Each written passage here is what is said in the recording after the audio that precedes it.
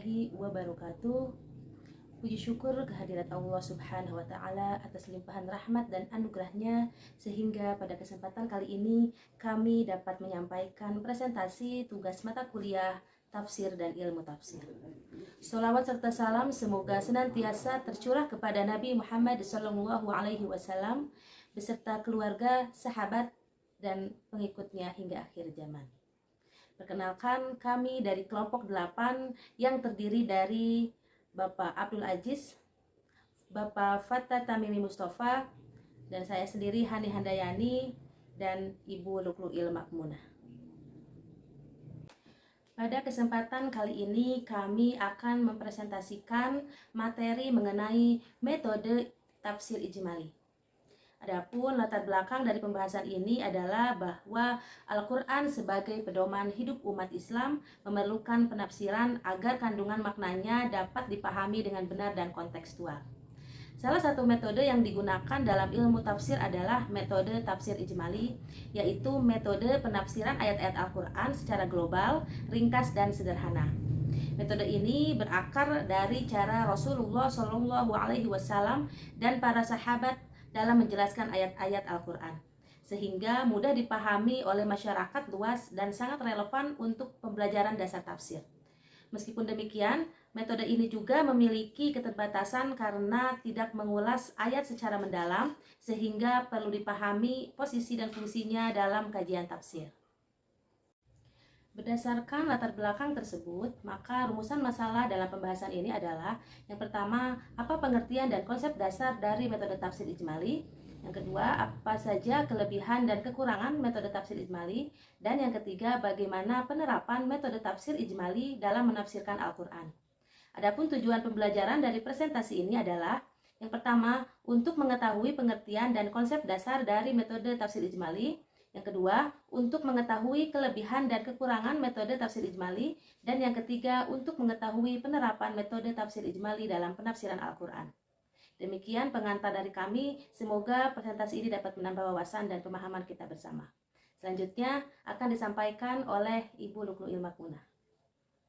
Selanjutnya, saya akan membahas mengenai pengertian metode tafsir ijmali. Ijmali secara bahasa berasal dari kata ijmal yang berarti umum, global, atau ringkas. Secara etimologis, tafsir ijmali berarti menafsirkan ayat-ayat Al-Quran uraian panjang. Sedangkan secara istilah, metode tafsir ijmali adalah cara menafsirkan ayat-ayat Al-Quran dengan memberikan penjelasan makna secara umum dan mudah dipahami tanpa banyak memperluas ke dalam detail-detail bahasa, hukum, atau pendapat para ulama. Jadi, dapat disimpulkan bahwa dengan metode ini, seorang mufasir menjelaskan isi Al-Quran secara sederhana, yaitu mengikuti urutan mushaf dari awal hingga akhir, sehingga pembaca dapat memahami kandungan Al-Quran secara keseluruhan tanpa harus mendalami aspek-aspek teknik seperti nahwu, shorof, atau perbedaan qiraat. Itu mengenai pengertian metode tafsir ijmali. Yaitu mengenai sejarah perkembangan metode tafsir ijmali. Metode tafsir ijmali termasuk metode tafsir paling awal dalam sejarah Islam. Pada masa Rasulullah, bentuk penjelasan terhadap wahyu yang turun dilakukan secara sederhana dan langsung sesuai dengan konteks peristiwa serta kemampuan umat saat itu. Rasulullah sendiri memberikan penafsiran terhadap ayat-ayat tertentu secara ringkas seperti menjelaskan makna istilah atau hukum yang terdapat dalam ayat tanpa uraian panjang. Kemudian tradisi tersebut dilanjutkan oleh para sahabat seperti Ibnu Abbas, Ibnu Mas'ud, dan Ubay bin Ka'ab yang menjelaskan ayat-ayat Al-Quran dengan gaya bahasa yang mudah dipahami oleh masyarakat umum. Penjelasan mereka lebih bersifat global. Kemudian pada masa tabi'in dan ulama setelahnya, metode ini tetap digunakan terutama dalam penulisan tafsir yang ditujukan untuk masyarakat luas. Jadi metode tafsir ijmali ini bermula dari cara Rasulullah dan para sahabat menjelaskan ayat secara sederhana dan global agar mudah dipahami umat. Tradisi ini berkembang pada masa tabi'in dan kemudian dituangkan dalam karya tafsir ringkas yang mengikuti urutan mushaf seperti tafsir Al-Jalalain dan Al-Muyassar, sehingga kini metode ini dipakai sebagai pendekatan praktis untuk memahami makna Al-Quran secara tepat dan komunikatif. Itu saja yang bisa saya sampaikan untuk mengenai pengertian dan sejarah metode tafsir ijmali. Selanjutnya, karakteristik metode tafsir ijmali. Di dalam tabel tersebut sudah dirangkum ciri atau karakteristik metode tafsir ijmali yang umumnya tafsir ijmali ini sifatnya ringkas dan umum. Kemudian tidak terlalu banyak membahas perbedaan pendapat ulama dan juga menonjolkan makna pokok ayat, sehingga tafsir ini akan lebih mudah diterima oleh umumnya orang.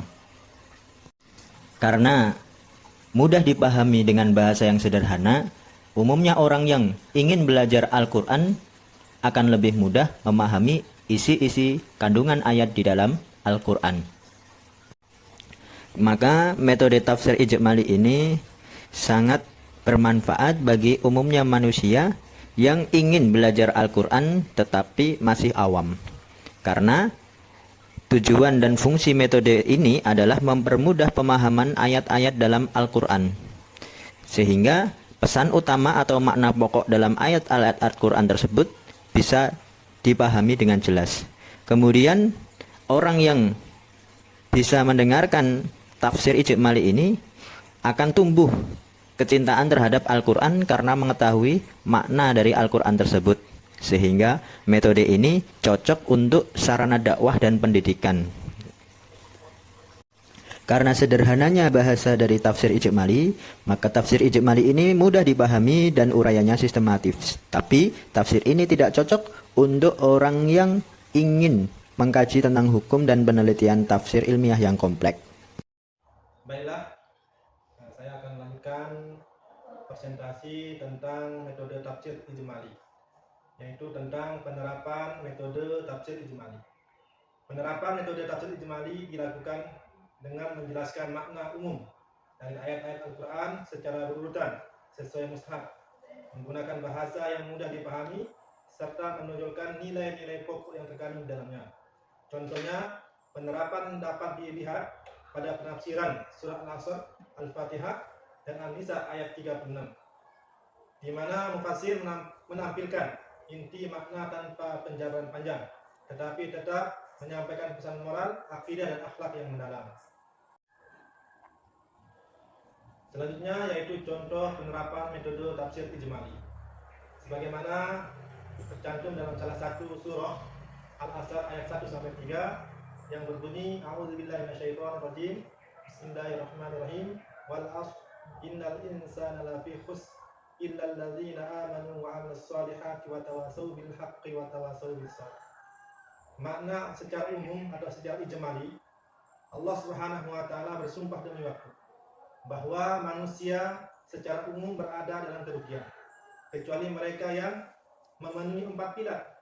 Yang pertama beriman, yang kedua beramal soleh, yang ketiga saling menasihati dalam kebenaran, dan yang keempat saling menasihati dalam kesabaran. Surah ini menegaskan formula atau tata cara keselamatan yang ringkas tetapi komprehensif. Nilai atau tujuan ayat yaitu pengelolaan waktu, integrasi iman amal, komitmen sosial pada kebenaran, dan ketangguhan atau sabar. Implikasi praktis seperti program pembinaan yang menyimbangkan iman, amal nyata, ilustrasi kebenaran dan budaya yang saling menguatkan. Baiklah, ini terakhir yaitu kesimpulan.